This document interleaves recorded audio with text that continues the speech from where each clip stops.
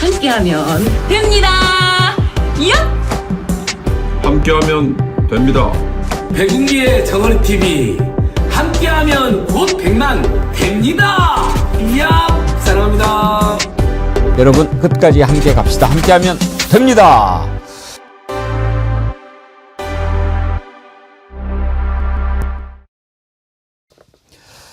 여러분 안녕하십니까, 백운기입니다.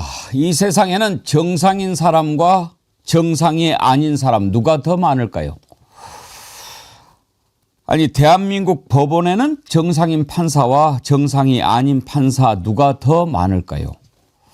어제 김건희 재판을 보면서 우인성 판사의 판결, 눈과 귀를 의심한 사람은 저만이 아닐 것입니다.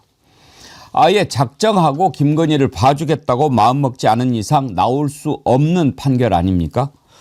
단 일주일 사이에 하늘과 땅 차이만큼 엇갈린 판결에 국민은 어리둥절할 뿐입니다. 우인성 판사, 죄가 있으면 단호하게 벌을 주면 되지 무슨 변명과 공자 말씀을 그렇게 주저리 늘어놓습니까? 되지도 않은 사자성어를 읊어대던데 사자성어 하나 쓰지 않고 국민이 계엄을 막았다고 말한 이진관 부장판사는 큰 울림을 주었지만 그의 사자성어는 공허한 말장난으로밖에 들리지 않았습니다. 오히려 식자우환, 교원영색, 곡학아세 이런 사자성어만 떠오릅니다. 이제 정신 똑바로 박힌 판사의 항소심을 기다려 보겠습니다. 생방송 백운기 정치 1번지 출발합니다. 네, 여러분 요즘에 물가가 참 많이 올라서 설을 맞는 마음이 무거운데요. 저희 정어리몰에서도 가급적이면 부담 없이 그래도 꼭 선물하고 싶은 분들 선물할 수 있는 걸로 골라서 준비를 했으니까요. 이번 설 선물 정어리몰에서 많이 준비해 주시기를 바랍니다. 설에는 이제 과일들 많이 하잖아요. 그런데 사과, 배 이런 게 너무 비싸가지고 정어리몰에서 준비한 건 레드향입니다. 레드향 제가 먹어보니까 아주 달콤하고 상큼하고 좋습니다. 이게 3kg 선물 박스 포장이 되어 있는데 아주 튼실하고요. 전혀 손색이 없습니다. 맛이 있으니까 이번에 설 선물 과일 준비하시는 분들은 레드향 해보시면 어떨까 추천드립니다. 그리고 제가 여러분 꼭 이거는 한번 드셔보시라 해서 많이들 드셔보셨는데 백년진고. 일반 시중에 나와 있는 상품보다 훨씬 함량이 좋은 제품인데 가격 거품을 싹 뺀 거거든요. 이거 선물하시면 좋습니다. 1+1 49,900원인데 사실 정말 합리적인 가격이죠. 이렇게 해서 자신 있게 추천드리니까요. 이것도 1+1인데 49,900원 선물하기 딱 좋은 가격 아닌가 싶습니다. 이번에 정어리몰에서 선물 많이 준비해 주시고요. 대량 주문을 원하시는 분들은 1551-3158로 전화해 주시면 잘 상의하도록 하겠습니다. 그리고 이번에 정어리몰에서 설 선물 기획전에서 생기는 수익은 홍길동은행 민생경제연구소가 운영하고 있는 서민들에게 무상으로 지원해주는 그런 홍길동은행에 기부를 하려고 합니다. 좋은 선물 준비하시고 또 그 수익도 함께 나누는 귀한 마음으로 함께 해주시면 좋겠다. 다시 한번 말씀드립니다. 이번 설 선물 정어리몰 많이 이용해 주십시오. 다시 신발끈을 매야 되겠습니다. 아직 멀었습니다. 어렸을 때 우리 쓰는 말로 당당 멀었습니다. 어제 참 판결 보면서 울분을 토한 분들이 많으신데요. 댓글을 좀 소개해 드리고 패널들과 얘기를 나눠보지요. 아름다운 동행님, 어제 재판 보면서 처음부터 밑자락 까는 걸 보는데 갑자기 꿍덕꿍덕 가슴이 뛰고 불편하면서 열이 올라왔는데 결국 불안감이 현실로 나타나 하루 종일 입에서 욕만 맴맴 돌았습니다. 해운대 바다왕자님, 나이 60 넘어 70을 곧 바라보는데 살다 이런 판결 처음 봅니다. 어제 오후부터 화를 삭히려고 술로 달래도 보았지만 아직 아침까지 풀리지 않습니다. 여기 유튜브에서 앵커님 오프닝 기다리고 있습니다. 파인 2026님, 특검에 파견된 검사들이 문제였고 또 중간에 민중기 약점이 불거지면서 어리버리 기소한 것 같습니다. 그리고 중요한 것은 조이대가 당장 사퇴해야 합니다. 그리고 이 못된 판사 고발과 탄핵도 추진해야 합니다. M님, 10년 전부터 검사놈들이 죄다 무혐의 입을 터는 바람에 지금의 말도 안 되는 저런 개 판결이 나온 것 같습니다. 어제 우인성 사자성어 꽤나 씹으려 되던데 정현희 조아님도 사자성어로 망국지탄 보내주셨습니다. 나라가 망함을 탄식한다. 그나저나 사법부 농간이 징글징글하네요 그러셨는데 예 정말 그렇죠. 자 어제 재판 정말 도저히 이해가 안 가는 재판이었는데 구체적으로 뭐가 문제였는지 한번 짚어보도록 하겠습니다. 오늘 함께 하실 세 분 패널 소개합니다. 윤경호 퓨처미디어 연구소장님 어서 오세요. 안녕하십니까. 신유진 변호사님. 네, 안녕하십니까. 기대합니다. 네. 안진걸 민생경제연구소장 함께합니다. 어서 오십시오. 안녕하십니까. 먼저 어제 처음 시작할 때부터 한 자락을 깔더라고요. 라틴어 있죠? 인두비오 프로레오입니다. 뭔 말이에요? 의심스러울 때는 피고인의 이익으로라는 말인데요. 이 말부터가 본인은 의심스럽고 피고인의 이익으로 판단을 하겠다라는 밑자락을 깔고 있는 거죠. 저는 그 말도 그런데 거기에 이제 권력을 잃은 자 이런 네. 표현을 쓰더라고요. 권력을 잃은 자입니까? 권력을 잃은 자도 동일하게 판단을 해야 된다. 그러면 권력이 있는 자에 대해서는 지가 어떻게 판결했습니까? 권력이 있을 때나 잃었을 때나 지금 이 판결을 보면 권력을 현재 잃었다고 볼 수 있을까요? 저는 그렇게 보이지가 않습니다.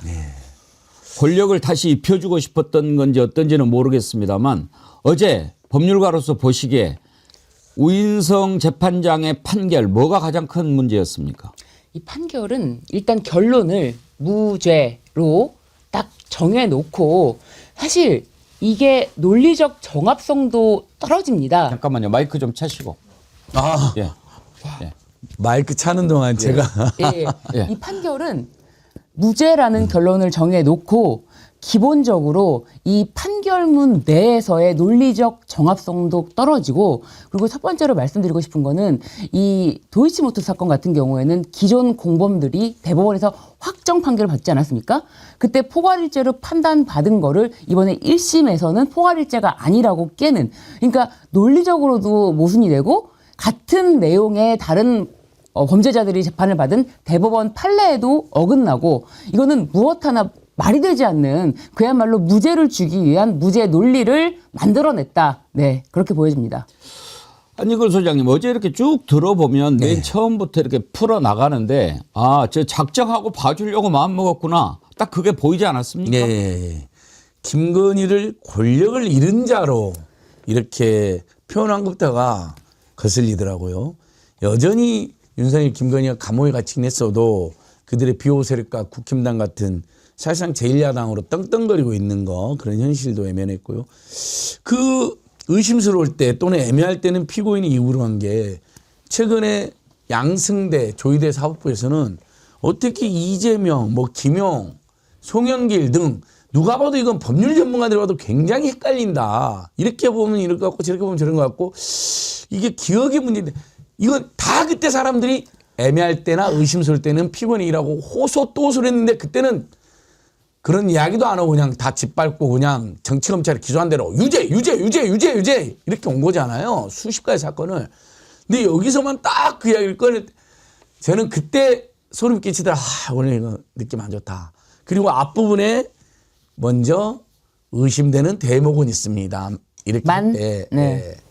그런데 의심되는 대목이 도이치모터스 다 그게 주가 조작으로 실제로 대법원까지 인정된 내용이고 일반인이 봤을 때 이거 김건희가 그 의심되는 대목 자체가 예를 들어서 40%나 이익금을 나누기로 한 부분은 의심이 된다. 그러나 의심은 되지만 유죄의 확신은 들지 않는다. 이렇게 해가지고 무죄를 딱 때리는데 저도 그렇게 느꼈습니다. 검찰의 기소나 우리 국민들의 분노, 특검의 기소나 국민들의 분노를 감안해서 본인이 보기에도 이런 점들은 조금 부적절해 보였는데 그러나 결정적인 공동정범에 대해서는 공동의 가공행위가 있어야 된다는데 아니 주가 조작에서 김건희가 주가 조작의 전문가가 아니잖아요. 일종의 맡겨서 주가 조작을 하는 자잖아요. 그래서 본인도 방조는 비슷하게 한 것 같다고 했으면 사실 주가 조작이라는 것은 그 주가에 뛰어든 사람이 선수가 아니고서는요 공동 가공에 적극적으로 뛰어들 수가 없죠. 그냥 그래 이렇게 그래 알았어 정도면 그게 공범인 거지. 주가 조작에서 막 진두지휘하고 주가 조작해라고 시키고 이게 공범의 요건은 아니거든요. 일단 논리적으로 말도 안 되는 것들은 이따가 차차 네. 짚어보도록 하겠습니다. 왜냐하면 우리가 어제도 조상원 서울중앙지검 4차장 그 무혐의 판결을 무혐의 발표하는 거 들었지만 그때는 이렇게 시세 조정 인식도 못했다라고 무혐의 이유를 밝혔어요. 그런데 어제 재판에서는 자신의 자금이 시세 조정 행위에 동원됐음을 인식하고 용인했다고 볼 여지가 있다라고 하면서도 네. 무죄를 선고를 해요. 그리고 또 뭐 짚어보겠지만 명태균 여론조사 관련해서는 계약서를 안 썼다. 아니 그런 짓을 하면서 계약서를 쓰는 사람이 어디 있어요. 이걸 말이 된다고 생각하십니까? 자, 이건 좀 이따 짚어보기로 하고. 윤경우 소장님, 저는요 좀 그 전날부터 수상했어요. 이자가 우인성 판사가 재판을 지금 공개하기로 돼 있지 않습니까? 공개 결정을 정말 망설였어요. 주저했죠. 주저했어요. 시간을 질질 끌었죠. 거기서부터 그랬죠. 오늘 아침 어느 신문의 제목이 납득이 가십니까? 이거였거든요. 예. 그러니까 이런 법조 그다음에 법률 전문가들이 볼 때는 검찰이 특검이 기소를 한 그 죄, 그 법 위반 그게 해당 사항이 있느냐 없느냐 만약에 이것만을 따졌는지 모르겠는데요. 저 같은 일반인들이 볼 때는 상식을 가진 사람들이 볼 때는 보통 사람들이 그래도 납득이 돼야 되잖아요. 근데 이게 납득이 됩니까?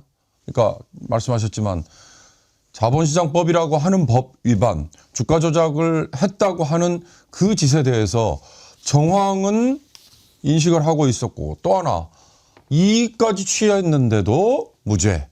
이게 납득이 되십니까? 그러니까 그런 점에서 이 법이라는 게요. 법이라는 게 그 시대 상황과 다수의 일반 집단지성이 생각을 함께 하는 쪽으로 가주지 못하면 그럼 완전 따로 노는 거잖아요.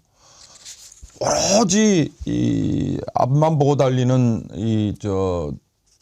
말 또는 뭐 당나귀한테 앞에 홍당무 하나 달아놓고 그것만 보고 달려가게 하고 다 그 정해진 그 선에서 벗어나야 법 위반이고 벗어나지 않으면 법 위반이 아닌 이런 식의 법 해석, 이런 식의 판결 이게 어저께 나온 우인성 판사의 재판이었다 저는 그렇게 봤습니다. 저는 어제 쭉 들으면서 왜 마지막에 양형을 이렇게 최종 주문을 선고하기 전에 막 어떤 불안함이 들었냐면 뭐야 저렇게 계속 무죄하고 이것도 딸랑 얼마 받은 것만 이렇게 하고 야 저러다가 징역 1년에 집행유예 뭐 2년 이렇게 선고하는 거는 아닌가? 그런 걱정도 들더라고요. 맞습니다. 저도 계속 무죄 나오다가 샤넬백 한 개는 또 무죄, 그다음에 다른 샤넬백은 유죄. 그러면 그라프 목걸이도 유죄. 이건 뭐 집행유예다. 이건 무조건 풀어주려고 하는 건데 그 불안감 때문에 정말 와 소름이 끼쳤는데 최종적으로는 유죄 징역 1년 8개월. 1년 8개월이라는 것도 굉장히 의문입니다. 권성동은 징역 2년인데 김건희는 또 1년 8개월이고 게다가 추징금도 뭐 200만 원 얼마 상당을 했는데 그래프 목걸이만 압수하고요. 그 샤넬백 하나 제출된 거는 압수 대상도 아닙니다. 몰수 대상도 아닙니다. 이게 무슨 어떻게 국민들이 납득할 수가 있겠습니까? 그런데 지금 이렇게 우인성 판사가 1년 8개월 선고하고 일단 집행유예는 아니지만 네. 이제 뭐 항소했지만 아이고 이렇게 뭐 봐주시는 김에 보석도 해주시면 안 될까요? 이렇게 나올 것 같은데 보석 허가해버리면 어떻게 되죠? 그건 항소심에서 네. 결정할 사안이기 때문에 이제 1심 선고가 끝났고 이제 항소심으로 이제는 우인성이 이제 손 떠난 겁니까? 예, 그렇습니다. 보석 신청해도 우인성한테는 안 되는 네, 겁니까? 그렇습니다. 우인성한테는 가지 않습니다. 그나마 이제 집행유예를 안 하. 저도 이건 집행유예 각인데 하면서 딱 얼마나 그렇게 들리더라고요. 너무 기가 막혀가지고 그나마 다행인 건 여러분 이제 특검이 집행유예는 아니라는 거. 근데 항소심에서 보통 1년 8개월형이면요. 항소심에 가진 이유를 해서 보석 신청을 할 겁니다. 그럼 항소심 재판부가 만약에 아주 심각하거나 윤석열, 김건희의 바운더리 있거나 그런 카르텔이 있으면 보석을 허가해 줄 가능성이 높습니다. 이 부분에 대해서 우리가 감시 견제를 제대로 해야 되고요. 나머지 또 재기소가 추가로 되어 있다는 거. 이제 이 부분은 우리가 이제 주목해서 봐야 되지만, 우인성 정말, 아니, 세상에 주가 조작이라는 게 시세 조종을 인식했고, 그 다음에 또 주가 조작 유죄라고 볼 수밖에 없는 대목을 본인이 이야기를 해요. 전화를 하면서 아무 죄가 없으면, 아무 문제가 없으면 전혀 신경 쓰지 않을 통화를 하고 신경을 많이 쓰는 듯한 통화를. 이게 지금 주가 조작 상태라는 걸 알고 있는 공범인 거죠. 그러니까 이 사람은 김건희가 막 주도하고 공범들끼리 야 우린 공범이야 결의를 해야지 주가 조작 공범이라는 식으로 말하는 그런 주가 조작 공범이 어디 있습니까? 공범 중에도 주도적 공범이 있고 좀 알면서 대충 이렇게 따르면서 같이 가다 하는 공범도 있는 것이죠. 국민들은 다 그렇게 알고 있는데 얘는 방조 정도 되는 거기 때문에 공범은 아니다. 이런 저는 정말 그 대목에서 제가 소리를 질렀습니다. 열받아가지고. 이은주님, 쪼매난 냉장고에 거대한 코끼리 꾸역꾸역 밀어넣느라 땀 삐질삐질 흘리는 우인성 판사 참 가관이었습니다. 가짜 났습니다. 딱 그 느낌이죠. 구체적인 법 적용 논리 이것은 좀 이따 보기로 하고 저는 가장 가짜 났던 게 그 부분입니다. 맨 마지막에 주문을 선고하기 전에 뭐 이러이러한 이유로 뭐 이제 뭐 봐준다. 지난번에도 뭐 초범 이야기에서 우리가 참 우습지 않았습니까? 그런데 이번에 뭐 그 깎아준 이유를 금품 수수를 피고인이 먼저 요구한 바도 없고 그다음에 뭐 뒤늦게나마 가방 등을 공여받은 자신의 사려 깊지 못한 행동에 대하여 일부 자책하며 반성하고 있고 별다른 범죄 전력이 없고 이게요. 그러니까 법적인 논리나 이런 거를 떠나서 한번 생각을 해 보십시오. 이 역사와 어떤 현실을 보는 인식의 거대한 차이인 것입니다. 이중관 부장판사 얘기를 자주 할 수밖에 없습니다. 자, 네가 아무리 그렇다고 이야기하지만 한덕수 선고 때요. 뭐 경도 인지 장애도 있고 뭐 또 뭐 공직도 했고 그렇다고 하지만 네가 저지른 죄는 정말 국민을 배신한 거다. 이게 인식이고 양심인 겁니다. 그러면 김건희는 어떤 죄를 저질렀습니까? 지금 모든 국민들이 그간의 과정을 통해서 수사하기 전부터 김건희가 나라를 어떻게 농단했는지 우리가 다 알고 있지 않습니까? 그런데 그런 것을 보지를 못하고 눈이 가려져 가지고 여기에 집착해서 뭐 이러이러한 걸 보니 참 뭐 사실은 완전 다 무죄 주고 싶은데 뭐 그럴 수는 없고 다 그거 아닙니까? 에? 마지막에 무슨 뭐 공자 말씀을 하면서 뭐 거미 불로 뭐라고 했었고 그러던데 사자성어는 꽤나 읊어댑디다. 거미 불루 화이 불치. 그러니까 검소하지만 비루하지 않고 또 화려하지만 사치스럽지 않게 이제 이런 의미더라고요. 저는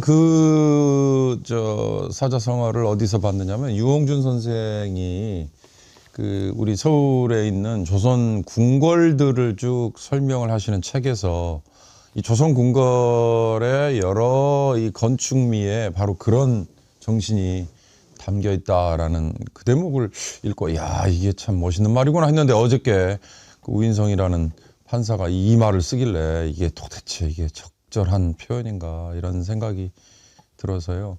아까 저는 앵커께서 곡학아세라는 표현을 오히려 쓰셨어요. 이 얼치기 지식기술자가 또 법기술자가 이게 법비라고 그러잖아요. 법 도둑질을 하는 자들. 그건 뭐 검사도 마찬가지고 판사도 마찬가지죠. 딱 그 정해진 테두리 내에서만 이거는 법 위반이 아닙니다. 그러니까 무죄입니다. 이런 논리 이게 얼마나 유치한가를 잘 보여준 거예요. 어제 사자성어로 시작해서 사자성어로 끝냈지요. 맨 앞에 뭐라고 그랬죠? 뭐 저는 저도 사자성어 꽤나 많이 안다고 생각하는데 맨 앞에 형무 뭐예요? 한번 좀 띄워봐 주실래요? 무엇이 어쩌고 저쩌고 한번 띄워봐 주세요. 옛말에 형무등급 그리고 추무리불량이라는 말이 있습니다.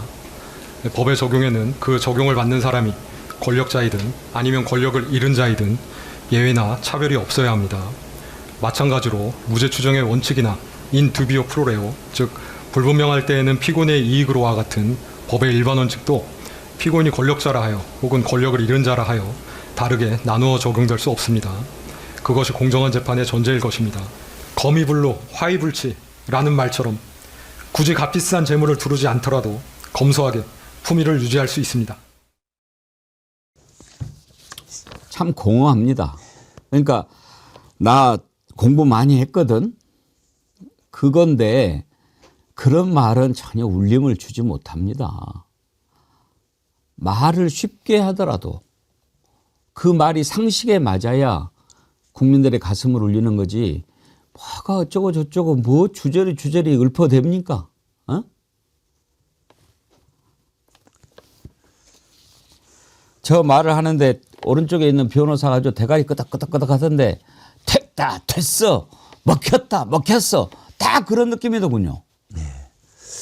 그리고 이 판사가 보니까 뭔가 본인도 뭔가 이렇게 석연치 않았던지 물을 자주 먹더라고요. 저는 그냥 집중해서 봤거든요. 판사의 말투, 행동 이런 것도 다 물을 자주 드시고 약 이렇게 여기저기 쳐다도 보고 굉장히 본인도 이 판결이 좀 문제가 될 수 있겠다라는 걸 인식한 건 아닌가 싶습니다. 근데 시민사회단체도 지금 난리가 났습니다. 참여연대, 민변, 여러 시민단체들도 희대의 최악의 판결이다. 이렇게 지금 규탄하고 나서는데요.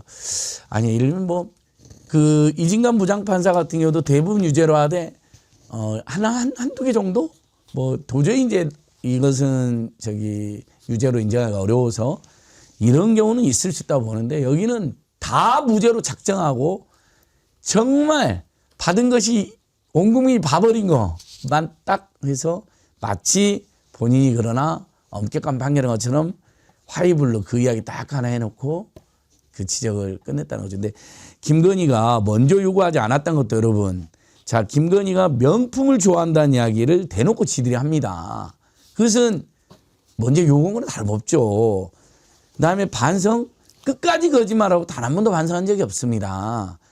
마지막에 억지로 물을 일으켰다라는 억지 사과를 했는데 그건 제대로 된 사과나 반성이 아니라 보통 재판부로 하면 그것을 제대로 된 반성을 볼 수 없다라고 지적을 해야 됩니다.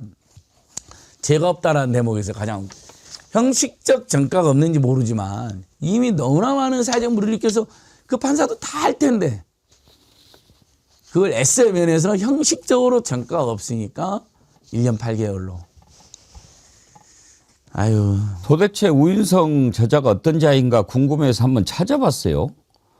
그랬더니 1974년생, 충청북도 청주시 출생, 서울대학교 법과대학, 서울대학교 대학원, 사법시험 합격, 사법연수원 수료. 그런데 거기 판결을 보니까요. 1심에서 우리가 납득할 수 없는 이유로 무죄를 선고했다가 2심에서 유죄로 바뀐 사례가 꽤 많더군요. 대표적인 게 그 가세연에서 강용식이죠. 네, 이재명 강용석이요. 강용석이 이재명 소년원 출신 의혹 제기. 소년원 다녔다, 공장을 다니던 시절에 범죄를 저질렀다 막 이런 얘기를 했었는데 네. 이걸 무죄로 네. 판결을 했어요. 그러니까 이제 가세연에 나와서 이제 강용석과 김세희가 여러 가지 말을 했는데 여러 가지 발언 중에서도 다 끊어서 봤거든요. 예를 들면 대선 기간 2021년에 대통령이 또 불륜녀가 있고 혼외자가 있다. 그리고 이로 인해서 부부싸움을 해서 김혜경 여사를 다치게 했고 과거에는 소년원을 다녔다. 이 세 가지를 끊어서 그중에서 소년원을 다녔다. 이 부분에 대해서는 무죄다. 이거는 단순한 의혹 제기일 뿐이지 사실 적시가 없다라고 해서 무죄를 줬습니다. 그런데 이 부분에서 다시 이제 항소심에서 2심 재판부에서는 이 부분을 다시 유죄로 보면서 1심 그 우인성 판사가 줬던 그 벌금 1,000만 원을 징역 1년에 집행유예 2년으로 징역형으로 선고를 한 거죠.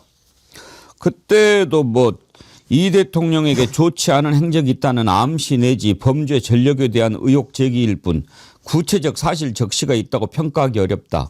이렇게 판단을 했더라고요. 네, 맞습니다. 그러니까 본인이 판단할 때는 이거는 어디까지나 의혹 제기일 뿐이고 이런 의혹 제기는 뭐 할 수 있는 말의 범주에 속하고 구체적으로 뭐 사실을 적시한 게 아니니까 사실, 허위 사실을 적시해야 이거는 명예훼손의 범주에 포함이 되는데 이건 아니다. 단순한 의혹 제기다라고 해서 이것도 무죄를 줘야겠다라고 결심하지 않고서는 쓸 수 없는 부분입니다. 그리고 또 어떤 사례가 있냐면 강남의 그 의대생 살인 사건이 있지 않습니까? 네. 그때도 뭐 살인 혐의는 인정을 하면서도 뭐 여러 가지 뭐 정신적으로도 좀 문제가 있어 보이고 뭐 잘못을 인정하고 반성하고 사회적 유대 관계가 분명하고 뭐 이런 것을 봤을 때 뭐 여러 가지 뭐 봐줄만 하다라고 하면서 전자장치 부착 명령도 안 하고 이런 식으로 또 판결을 했더라고요. 네. 그 아주 마음이 판결에서는 뭐 수능 만점인가 뭐 최우수 성적을 받은 것도 언급해서 당시에도 문제가 됐었거든요. 그러니까 이 소년원 부분은 그냥 넘어갈 수 없는 게 이 지난 대선 때 이재명에다 가장 큰 음해가 소년원 갔다 왔다는 겁니다. 그냥 그것도 소년원이 아니라 강간살인 뭐 죄로 이렇게 몰아갔던 거거든요. 그것은 이 가로세로 용수뿐만 아니라 그자들이 일관되게 그 이야기를 해갖고 그게 인구에 해자될 정도고 극우 유튜브사에서는 엄청나게 돌렸는데 다음 이것은 그냥 공익적 차원의 의혹제기가 아니라는 건 자기가 판사하면 너무나 잘하는 거죠. 이 사건도요. 이런저런 이유로 다 해가지고 봐줄 것 봐주고 살인을 했는데도 징역 26년을 선고를 했어요. 근데 항소심에서 징역 30년을 선고합니다. 대체로 항소심에서는 낮춰주잖아요. 그렇죠. 네. 그런데 26년을 1심에서 선고하고 항소심에서 30년을 올려치기 한 거예요. 게다가 또 사건 중에 하나는 이 장영하 변호사라는 사람이 이재명 대통령이 조폭으로부터 현금을 받았다라고 하면서 그 당시에 뭐 박철민 씨라는 자가 뭐 사진, 현금 다발 사진을 찍어서 막 올리고 이것에 대해서 장영하 변호사가 조폭으로부터 뇌물을 받았다라는 취지의 기자회견을 통해서 공표를 했습니다. 근데 이 사건에서도 우인성 판사가 무죄를 줬는데 항소심에서는 이것은 이재명 후보가 뇌물을 받았다는 사실은 정치적 생명이 걸릴 정도로 중요한 문제인데 어떤 검증도 걸치지 않고 객관적 증거도 없이 기자회견을 강행했다. 그렇기 때문에 이 사건도 유죄로 바꾼 사건이 있었습니다.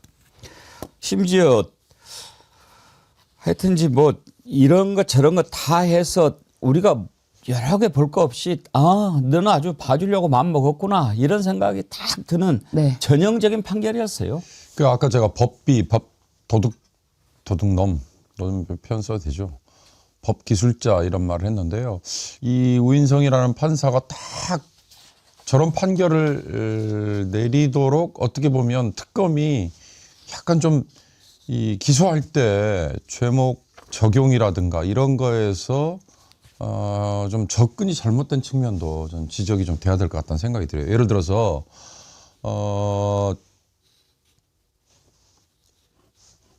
통일교회 금품 수수 관련해 가지고 특가법상 알선수재만 적용을 하면서 샤넬백 하나는 뭐 통상적으로 제공되는 거 그리고 나머지 하나는 유죄라고 하면서 그 부분만 뭔가 이 알선수재에 해당이 되는 것처럼 이런 해석이 가능하도록 기소가 된 거. 차라리 이러지 말고요. 이 자체도 대가성이라는 게 얼마나 입증이 가능했겠습니까? 그렇다면 차라리 뇌물죄로 적용이 됐다면 우인성이 이런 판결을 과연 내릴 수 있었을까? 명태균의 여론조사 역시 마찬가지죠. 김영선에 대한 공천 여부. 그 윤석열이가 윤상현이 운운하면서 했던 얘기가 녹취까지 그대로 돼 있잖아요. 그런 것들이 과연 증거로서 왜 외면될 될까? 이런 걸 감안하면 특검이 차라리 뇌물죄를 적용해서 기소를 했으면도 우인성이 과연 이런 앞뒤도 안 맞는 이런 판결을 내렸을까? 저는 그런 생각을 좀 해봤어요. 사실 이제 특검에 대해서도 여러 가지 지적할 부분이 많이 있습니다. 과연 기소를 제대로 했는가, 증거는 제대로 찾아냈는가 하는 부분들도 있는데, 자, 먼저 어제 네. 말도 안 되는 판결에 대해서 하나하나 짚어보지요. 도이치 주가 조작 무죄를 선고했는데, 그때 공동정범이라고는 볼 수가 없다, 이렇게 판시를 했어요. 그 부분 먼저 들어보죠. 피고인은 미필적으로나마 자신의 자금이나 주식이 시세 조정 행위에 동원될 수 있음을 인식하면서도 이를 용인하였다고 볼 여지가 없지 않습니다. 시세 조정 세력이 피고인을 공동정범으로 여기며 함께 범행을 수행하려는 의사가 있었다고 보이지 않습니다. 이 사건에서 방조의 성립 여부는 공방의 대상이 아니었기 때문에 방조의 성립 여부에 관하여는 더 나아가 판단하지 아니합니다. 자, 이제 그 말도 안 되는 논리를 따지기 전에 저 부분도 봅시다. 만약에 특검이 방조로 그러면 기소를 했다면 그 부분은 유죄 판결을 했을 건데 아예 이건 기소를 안 했으니까. 자, 그러면 어땠습니까? 지난번에 한덕수 재판 때 이중관 부장판사 내란 우두머리 방조 혐의로 기소를 했는데 이것은 잘못하면 법적으로 성립이 안 될 수 있으니까 내란 주요 임무 종사로 공소장을 변경해라라고 요청을 했어요. 그러니까 처벌의 의지가 있었던 거죠. 이건 정말 잘못된 거다. 그러면 지가 봤을 때 이건 방조로 하면 몰라도 이걸로는 성립이 어렵겠는데라면 공소장 변경을 요청해야죠. 하지 않았잖아요.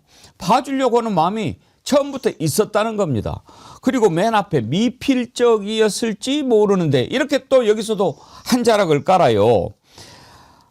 심지어 이 도이치모터스 주가 조작 의혹을 초기에 수사했던 검사도 이거는 부당한 판결이라고 비판을 했어요. 김태훈 대전고검장인데 이 공범들을 수사해서 구속 기소한 1차 수사팀 일원으로서 이번 판결에 대한 의견을 밝힌다.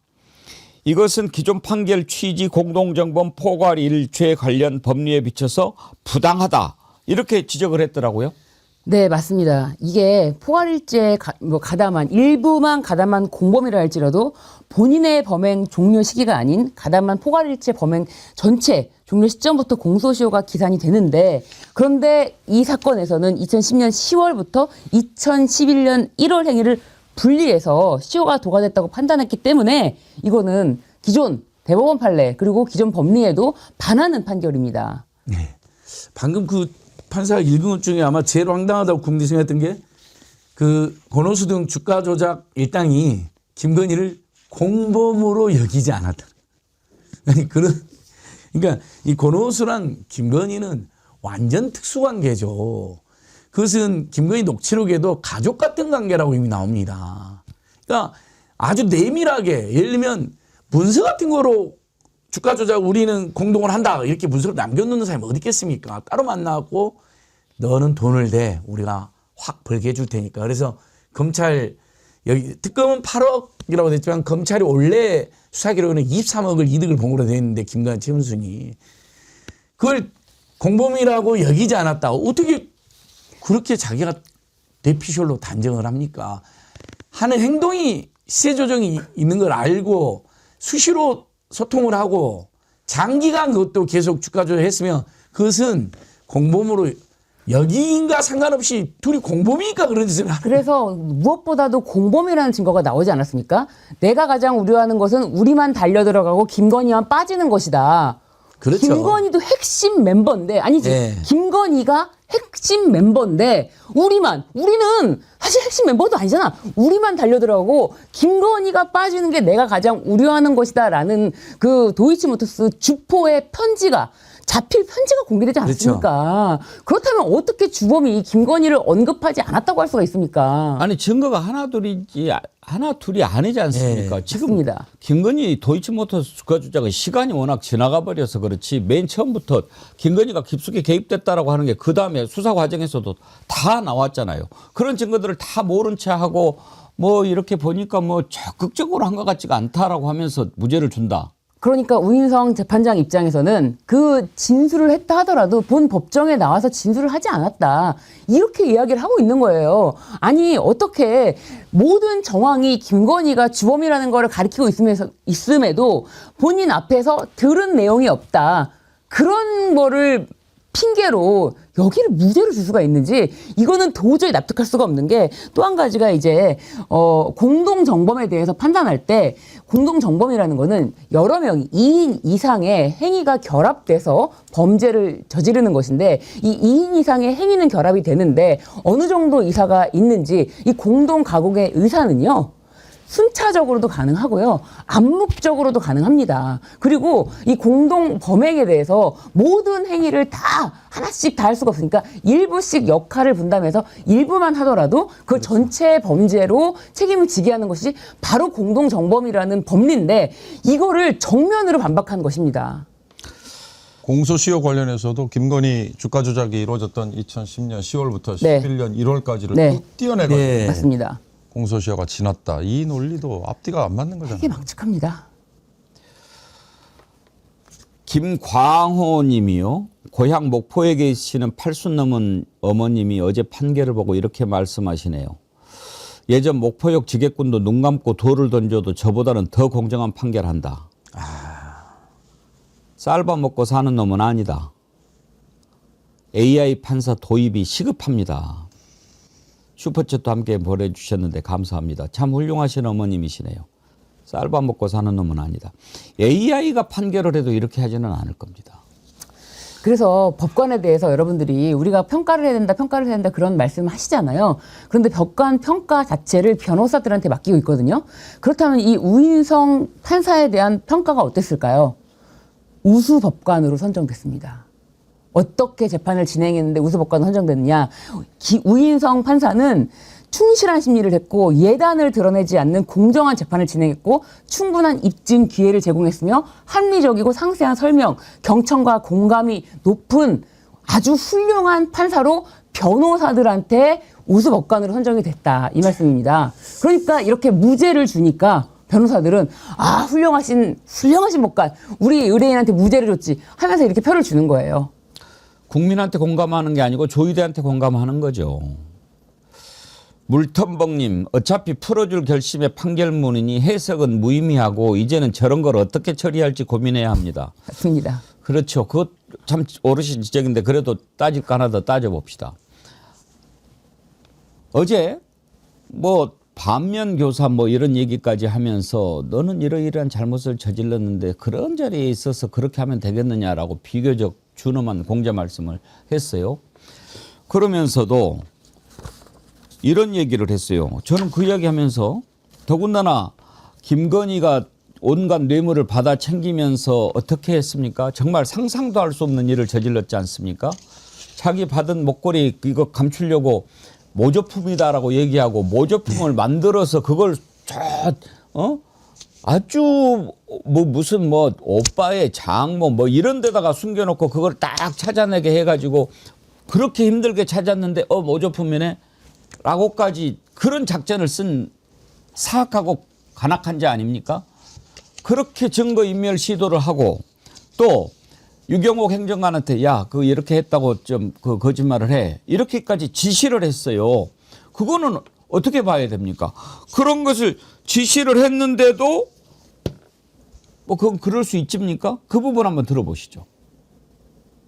권력에 대한 금권의 접근은 다반사일 수 있습니다. 그렇기 때문에 지위가 높을수록 이를 의식적으로 경계해야 합니다. 그런데 피고인은 자신의 지위를 영리추구의 수단으로 오용하였습니다. 영부인은 대통령의 가장 가까운 곳에서 대통령에게 지대한 영향을 미칠 수 있고 대통령과 함께 나라를 대표하는 상징적인 존재입니다. 그에 걸맞은 처신이 필요하고 피고인은 금품의 수수 관련하여 금품의 전달에 관여한 주변인들에게 허위 진술을 지시하기도 하였습니다. 이렇게까지 해놓고 그거를 봐준다.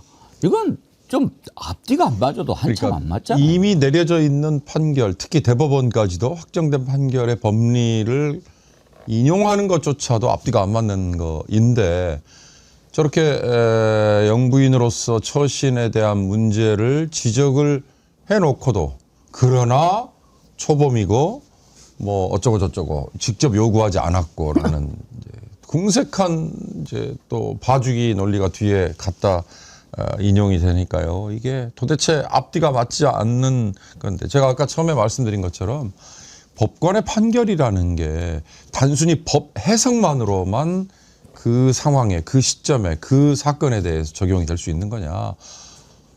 일반인들이 상식을 가지고 그걸 납득하고 수용하지 못하면 그건 따로 노는 거고요. 따로 노는 거 이전에 역사에 오히려 반대로 가는 거죠. 그건 두고두고 치욕이 될 겁니다.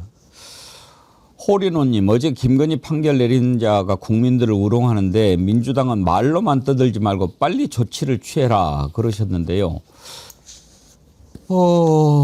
지금 이제 내란 전담 재판부 설치되지만 일단 특검에 대해서 얘기를 하지 않을 수가 없습니다. 정말 제대로 수사를 했는가, 그리고 기소는 제대로 했는가, 이 부분을 신윤진 변호사님 어떻게 평가하십니까? 기소가 제대로 됐다라고 보기는 많이 어려운 점이 있었고, 사실 특검 수사 단계에서는 특검 수사의 동력을 잃지 않게 하기 위해서 특검을 나서서 제대로 비판하지 못했던 점을 저도 인정합니다. 지금 우리 임경호 소장님께서도 지적해 주셨지만 사실 통일교에게 준 가방과 목걸이, 그리고 명태균으로부터 제공받았던 그 여론조사, 이 건으로 인해서 공천을 준 것, 이거는 너무나 명백하게 뇌물죄입니다. 모두 샤넬백을 뇌물로 보지, 이 뇌물로 보지 않고는 말이 안 돼. 선물로 봅니까? 아, 샤넬백 그 뇌물 어떻게 됐대? 라고 생각하지. 그 샤넬백 선물은 그건 어떻게 됐나? 이렇게 생각 안 하시지 않습니까? 뇌물로서 가장 입증하기 어려운 것이, 김건희는 공무원 신분이 아닌데 공무원 신분인 윤석열과 둘이서 어떻게 같은 사안을 두고 공모를 했지? 이게 입증하기가 가장 어려운 부분인데, 김영선이 공천을 해줘라 라고 윤석열이 육성으로 목소리가 나오지 않았습니까? 그리고 또 김건희가 바로 이어서 당선인이 미르라고 했어요. 당선인 신분 팔지 말고 핑계대지 말고 미르라고 했어요. 서로 간에 의사 연락이 상호 간에 윤석열, 김건희 상호 연락 하에 김영선이를 공천하는데 한몸이 돼서 행위를 했어요. 그럼 이거는 어디까지나 뇌물죄입니다. 이거를 어떻게 알선수재죄로 기소를 했는지 도저히 납득할 수가 없습니다, 이 부분은. 주가 조작도 이제 방조로 기소를 했다면 어떻게 될지 모르겠지만, 저는 그나마 어제 보면서 아이고 다행이다 싶은 게요. 우리가 저건 알선수재가 아니라 뇌물죄로 기소를 해야 맞습니다. 된다고 막 그랬잖아요. 네. 만약에 뇌물죄로 기소를 했으면 전 혐의 다 무죄 나올 뻔했어요. 맞습니다. 오히려 네, 오히려. 왜냐하면 제가 오히려 반대로 지금 이 해석했네요. 우윤석 논리로 따지면 공직자가 아닌데 뭐 맞습니다. 뇌물죄가 어떻게 더 성립이 쉽죠. 되느냐. 이것도 무죄다. 대가성이 입증이 안 된다. 그렇죠. 그렇게 아니 공직자 뇌물은 공직자여야 공직자에게 되니까. 해당되는. 근데 이제 그러니까. 이제 박근혜 최순실 법리에서 경제 공동체인 경우에는 그런 이제 거를 따질 자가 그치. 아니라니까. 그러니까 아니죠. 그걸 안 따지면서 정말. 이렇게 했을 것 같아요. 윤석열은 이런 사실을 몰랐을 것으로 보입니다. 아니 저는 제일 또 기겁한 게, 와, 김영선의 공천은 국민의힘당의 시스템에 의한 공천으로 보입니다. 이 표현이에요. 공천심사위원회에서 결정했다. 그렇기 때문에 그것을 이거는 배척하는 논리로 예. 거기서 아마 사람들이 국힘당 당원은 아니겠지만 국힘당이라 한패인가라는 생각이 확 들었어요. 아니 천하가 알고 국민의힘에서도 그게 문제가 됐는데, 와, 윤석열이 김영선 해줘라고 그랬는데 그걸 지금 온 국민 수십 번씩은 들었을 텐데, 명태균은 그것 때문에 황금폰이라 본인 입으로 이야기를 했는데, 그런데 진짜 앵커님 지적하신 대로 뇌물죄로 기소 안 한 특검을 우리가 잘못을 지적을 하고 있는데, 뇌물죄로 기소를 했다? 그러면 더 쉽게 판결문 쓰기가 이렇게 쉽네 라고 하면서 바로 다 완전히 무죄다라고 했을 겁니다. 그렇죠. 민간인이니까 뇌물이 아니고 윤석열과 경제공동체 통정이 있어야 되는데 윤석열은 몰랐을 거로 보인다고 또 자기 대피쇼를 하면 완전 무죄가 돼버리는 거죠. 아무리 우리 국민들이 법을 몰라도 상식적으로 이해가 돼야 될 거 아닙니까? 논리적으로 이해가 안 되는 거 딱 3가지만 제가 짚어볼까요? 뇌물을 갖다 바쳤잖아요. 근데 청탁을 바로 안 했다는 거예요. 그러면 이거 주면서 이것은 무슨 용도입니다라고 해야 그게 뇌물이 된다는 얘기 아닙니까? 그리고 여론조사, 계약서를 안 썼다는 거. 그거 상식적으로 네. 우리 나쁜 짓 하자 그러면서 계약서를 쓴다는 말이에요. 그건 오히려 불법 행위에 기초한 거니까 그 계약 자체가 무효가 되는 거 아닙니까? 네. 맞습니다. 그런데 그걸 계약서를 안 썼으니까. 그리고 도이치모터스 수가주작은 요 공범들이 너를 공범으로 안 봤으니까 공범이 아니다. 이게 말입니까? 그 공범 논리도 똑같아요. 앵커님 말씀. 야, 오늘 우리 지금부터 공범이다라고 서로 결의하지 않으면 공범이 아닌 거예요. 계약서 안 쓴 거랑 똑같아요. 뇌물 하나에 청탁 하나 그게 가장 일뇌물 일청탁해야 된다라는 뇌물 얘기 하나에 아니에요. 반드시 청탁 하나. 자, 이제 항소심을 하게 될 텐데 네. 어떻게 기소를 다시 해야 될까요? 아니면은 그냥 해도 이런 말도 안 되는 판결은 그냥 뒤집어질까요? 지금 앵커님께서 이 판결의 문제를 3가지를 정확하게 지적해 주셨는데 이게 정말 너무 쉽게 들리지 않습니까? 너무 쉽게 이 판결을 뒤집을 수 있는 요소가 너무 많고요. 이것에 대해서 공소장 변경 같은 행위는 뭐 추가적으로 있을 수 있을 거라고 봅니다. 사실상 공소 사실의 동일성이 기준입니다. 공소장을 변경할 때 갑자기 생뚱맞은 거를 하는 게 아니고 이 행위 사실은 기초로 하되 법리 적용을 다른 걸로 넣으면은 공소장 변경이 되는 건데요. 저는 뭐 추가적으로 우리가 원하는 뇌물죄라든지 이런 것도 공소장 변경을 통해서 넣을 수가 있다고 보여지고 앵커님의 간명한 논리에 의해서도 이 판결은 쉽게 뒤집어질 수 있다고 저는 생각합니다. 정말 저런 판사들을 보고 살아야 된다는 게 참 한심합니다.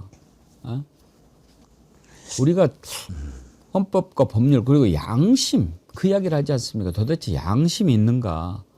참 납득이 안 갑니다. 납득이 안 가요. 뭐 특검이 항소한다고 입장은 냈는데 단촐한 문서로 냈거든요.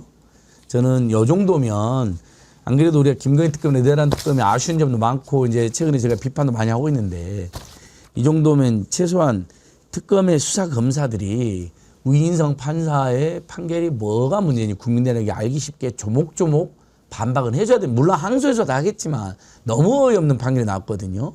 이런 건 보통 이런 경우에는 가끔 기자회견도 합니다. 검찰도 너무 어이없는 판결을 할 때는 본인들이 가지고 있는 증거를 다시 한번 국민에 제시하면 이랬는데도 어떻게 무죄가 나오냐고. 그러니까 특검이 그냥 입장 안 하면 알았어요. 딸랑 항소한다고. 이렇게 하면 오해받습니다. 특검도. 저는 또 하나 걱정되는 게 있어요. 이중관 부장판사 판결을 보고 깨갱했던 지기현이가 우인성 판결을 보고 다시 용기 낼까 봐. 난 지금 그게 걱정됩니다. 맞습니다. 저도 그게 걱정이 너무나 되고요. 또 무엇보다도 그 이진관 판사에 대한 이진관 판사는 그러므로 뭐 공격의 대상이다라고 해서 아까 말씀드렸던 그런 법관 평가를 할 때도 이진관 판사는 무조건 최하위를 주고 뭐 지기현 재판장이라든지 우인성 재판장 계속해서 최고점을 줄 겁니다. 그런 평가도 정말 굉장히 잘못됐고 편향됐다는 거 여러분들이 계속 인식해 주셔야 됩니다. 최근에 또 어젠가요? 또 변호사협회에서 또 이렇게 우수 법관을 선정했다고 하는데 이것도 말도 안 되는 거다. 그들만의 논리고 이 뭐 무죄 주면은 좋은 판사님, 유죄 주면은 나쁜 판사님 이런 식으로 되는 거다. 그런 것도 한 가지 더 추가로 말씀드립니다. 예, 자원 이제 특검이 항소심에서는 조금 더 증거도 보강하고 그리고 또 기소도 좀 변경하고 그리고 이제 2차 특검 지금 또 김건희 재판 이거 하나만 있는 건 아니죠. 그렇죠. 맞습니다. 김건희 추가로. 예. 서희건설 거기도 지금 뇌물로는 안 됐는데 서희건설 그렇죠. 건도 기소되어 있고요. 그다음에 통일교 등 통정에서 당원 가입한 행위도 기소되어 있습니다. 근데 더 있죠. 앞으로 서울 양평고속도로라든 양평고속도로 예, 있고 주가 조작. 또 이완 화백 그림도 있고 예. 그 이제 포괄적인 매관 매직, 예. 네. 인사 개입과 청탁 이배용 둘러싼 그러니까 이배용까지는 기소가 됐을 겁니다. 근데 삼부토원 주가 조작, 엘바이오틱 주가 조작 이 부분도 지금 기소가 안 돼 안 돼 있거든요. 있죠. 그래서 2차 특검 정말 배로도 열심히 아니 뛰어야 2차 됩니다. 특검 말고 지금 기소돼 가지고 재판을 받고 있는 게 또 다른 것들이 예. 있잖아요. 지금 이거는 통일교 관련해서만 지금 일단 도이치모터스하고 네, 맞습니다. 관련된 거 아닙니까? 네, 그렇습니다. 그래서 권성동, 네. 윤용호 같이. 네. 근데 그 재판부는 다르죠. 우인성이 아니고. 네. 예. 정상 네. 판사가 하겠죠. 우인성이 아닌 걸로 알고 있습니다. 지금 한 번 더 확인을 해보겠습니다. 아, 참. 얼마나들 참 답답해서 울분을 터뜨리셨는지 모르겠습니다. 확인 이따 한번 해보시고 네. 다음으로 넘어가죠. 오늘 아침에 속보가 지금 들어왔어요. 드디어 국민의힘이 결국 한동훈을 제명했습니다. 참 그 국힘당 이런 난리가 터졌는데도 지난번에 윤석열 그 판결 나왔을 때 입장이 없다는 것이 우리 입장입니다. 이렇게 얘기했죠. 김건희 나왔는데도 입장이 없어요. 지금 정신이 오로지 다른 데 있어요. 빨리 한동훈을 쳐내고 내가 당권을 공고하게 해야 되겠다. 지금 선거를 앞두고 당권이 뭐가 그렇게 중요한지 모르겠어요. 한동훈 제명이 뭐가 그렇게, 한동훈도 참 그렇지만 방금 전에 최종적으로 최고위원회에서 제명을 의결했다. 이제 그러면 한동훈은 이제 국힘당에서 제명이 된 거죠. 대변인 발표 들어봅시다. 한동훈 전 대표에 대한 당원 징계안이 윤리위 의결대로 최고위에서 의결되었습니다.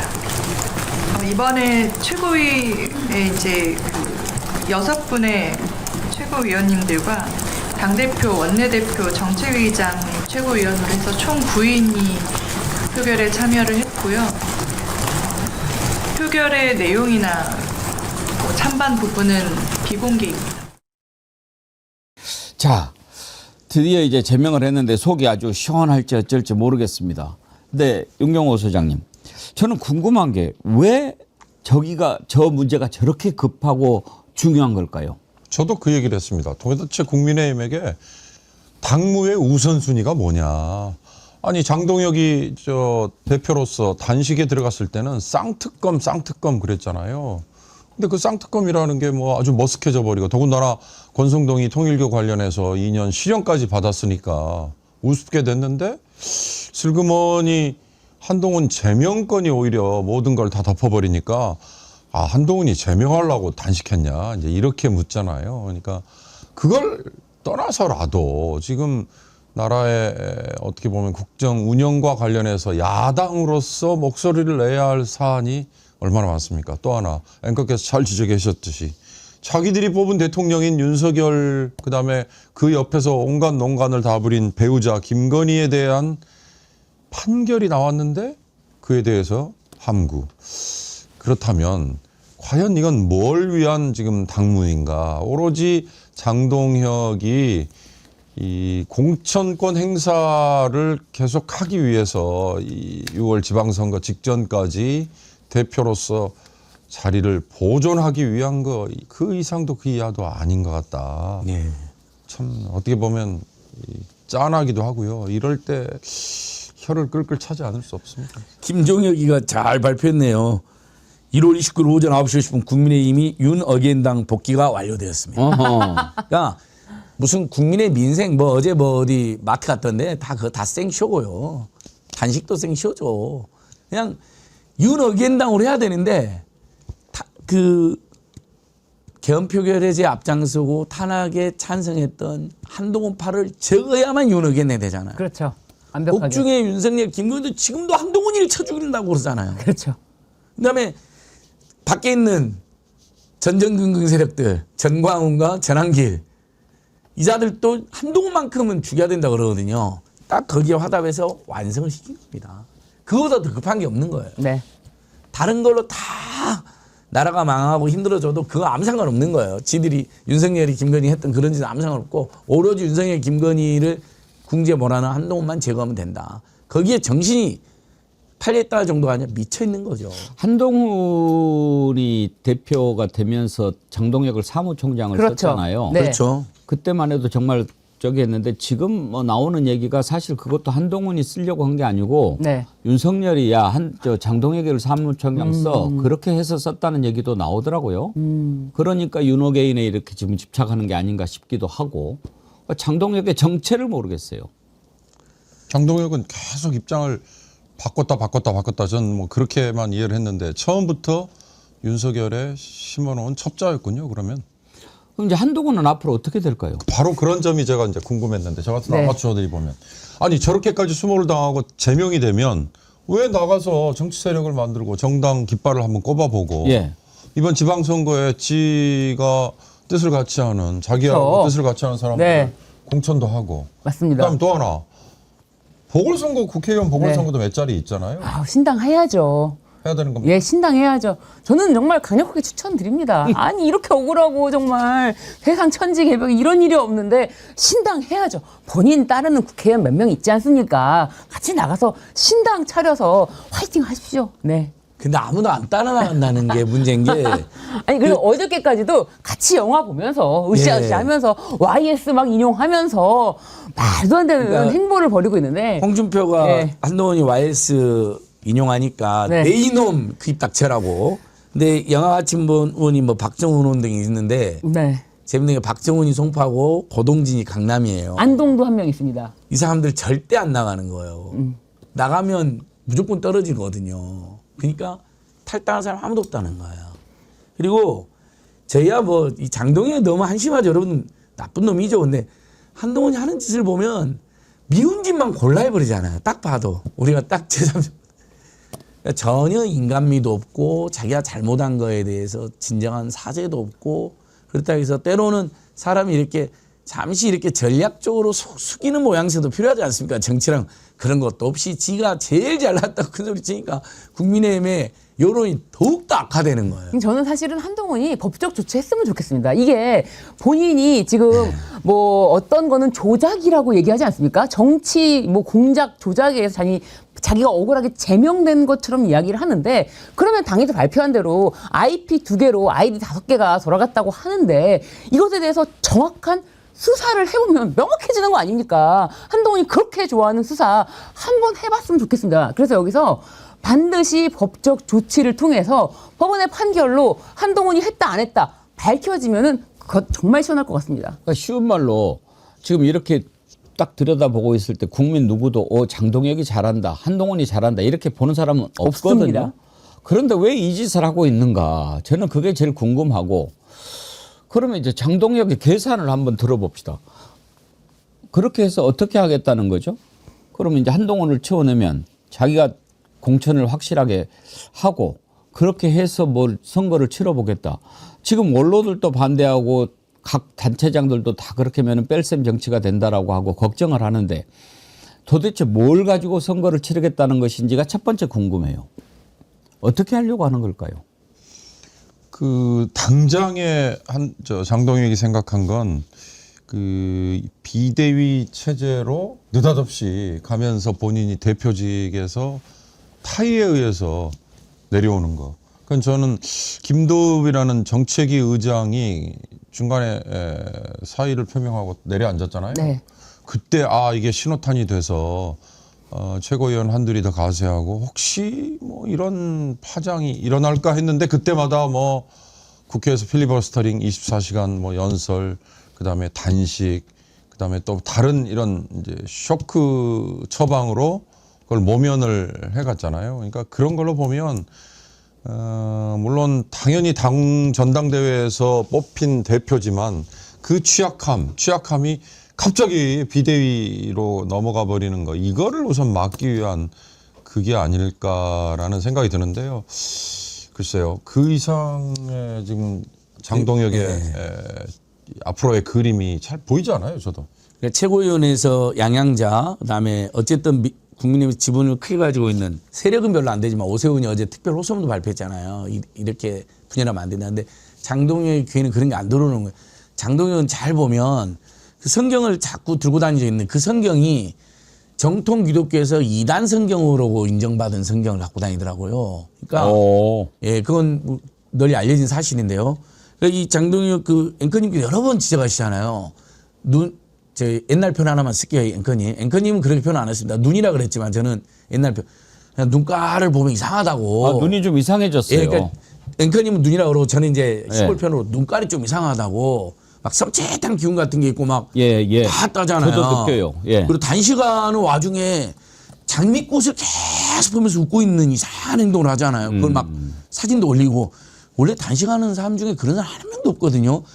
꽃이 오면 지금 단식 현장 장미꽃 그 무더기는 어울리지 않으니까 한쪽으로 치워나갈 수 앞에다 두고 아침마다 그래서 일단 아주 그 사악하고 오도된 극단적 또는 사비적 종교적 관념에 휩싸여 있는 거죠. 내가 하나님의 전사로서 윤석열을 살려야 되고 예수를 살리듯이 그다음에 한동훈 같은 이 배신자는 처단해야 된다라는 거기에 그런 정념이라고 해야 되나 종교적 정념이 사로잡힌 자입니다. 배신을 지가 했는지 한동훈이 예. 했는지 잘 모르겠지만 그러지 않고는 보수 언론에서도 하지 심지어는 보통 국민의힘 조중동 사설은 따라하지 조중동 사설에서 그리도 하지 말아 그러잖아요. 그 사설도 안 따라. 왜냐하면 지금 또 다른 더 큰 지침이 있는 거예요. 하여튼 정치 감각이라고는 거의 없는 두 사람이 싸우고 있는 모양새입니다. 지금 국힘당이. 한동훈이 뭐 국회의원 한번 해봤습니까? 장동혁은 말이 재선이지 지금 합쳐서 4년도 안 돼요. 예. 어? 처음에 0.5 그렇죠. 보궐로 들어왔다가 지금 그래갖고 어떻게 대표가 됐는데 뭐 거기야 뭐 정상보다는 비대위가 더 많았던 곳이니까. 그러니까 한동훈은 지금 오늘 자기가 제명이 될 걸 뻔히 알면서도 뭐 토크 콘서트 한다고 준비하고 그러는데 그것도 날짜를 보면은요. 2월 8일인가 돼요. 난 저걸 어저께 보면서 그러면 그때까지 뭐 하겠다는 건가? 이게 지금 당장 오늘 뭐 탈탈 털어 모아도 모일까 말까인데 저때까지 뭐 하겠다는 걸까요? 그 12월 21일에 일산 킨텍스에서 예. 토크 콘서트를 이미 한번 했더라고요. 그때 1,500명을 모았다고 합니다. 네. 그 1,500명이 이 티켓 저게 유료더만요. 저걸 만약에 무료로 하면 예. 선거법 위반 소지가 있나 봐요. 유료가 위반이 아니고 예. 오히려 무료로 하면 예. 이 다중에게 뭔가를 공짜로 제공하는 사전 선거운동 뭐 이렇게 될 수도 선거운동 있고. 시비에 걸리나 봐요. 선거에 출마할 일종의 사람은 매수행위가 돼요. 네, 예. 출마할 사람은 그래서 이게 소규모의 금액이라도 유료로 하는데 저게 8분 만에 일산 킨텍스는 자기들 말로 동났답니다. 그래서 그때 자신감을 얻었다는 거죠. 그리고 현장에서도 더 큰 장소에서 할까요? 했더니 거기 있는 청중들이 네 하고 또 환호를 해줬나 보죠. 거기에 힘을 얻어서 이제 2월 8일에 하는데 2만 명 가까이 들어갈 수 있는 공간이라고 그래요. 저게 과연 채워질 거냐 이것도 걱정이고 만약에 저런 식의 팬덤이 있다면 한동훈이 왜 독자적인 정치 세력으로 치고 나가는 거에 대해 주저할까. 지금 한동훈 세력은 장동혁이 이번 지방선거에서 죽을 쓰고 나면 이제 장동혁과 지금의 지도부가 고스란히 물러앉고 나면 비주류들이 다시 당을 장악하는 그 그림 이것까지 생각한다는데 이제 모르겠습니다. 이 거대 정당에 아직도 쌓여 있는 그 자산과 돈과 인력 이것 때문에 사실은 새로운 정당 출현이라는 게 우리의 지금 소선거제 이 선거제도와 함께 어우러져 가지고 저는 예. 쉽지 않다라는 걸 다시 한번 확인해요. 오늘 2시에 한동훈이 국회 소통관에서 또 입장 발표한다고. 그래요? 뭐 또 무슨 헛소리 할지 모르겠는데 거기서도 폼을 제가 기자회견하는 거 몇 번 봤거든요. 예. 국회에서. 지가 논란에 휩싸이는 와중에도 폼을 엄청 잡아요. 저도 꼴보기 싫은데 국힘당에서 한동훈 싫어하는 사람 더 꼴보기 싫을 것 같아요. 뭔가니까 미안해하는 듯한 말투. 뭔가 그래도 어쨌든 당에 큰 논란이 생겼으면 보통은 정치가들이 그러잖아요. 정치인들이. 이유야를 떠나서 뭐 좀 당원인과 지지자 이런 것도 없어요. 그 아까 북콘서트도 이 와중에 폼이나 폼 다 잡고 찍어놨잖아요. 그것도 끼고 지금 뭐 서울시장 무소속 출마한다는 설도 도네요. 왜냐하면 본인이 아무것도 안 한다라는 이제 그런 지적이 하도 많으니까 결국은 서울시장 무소속 선거 설이 도는데 그것도 아마 못할 거예요. 예. 아이고 참 그것들 보고 있는 것도 쉽지 않은 일입니다.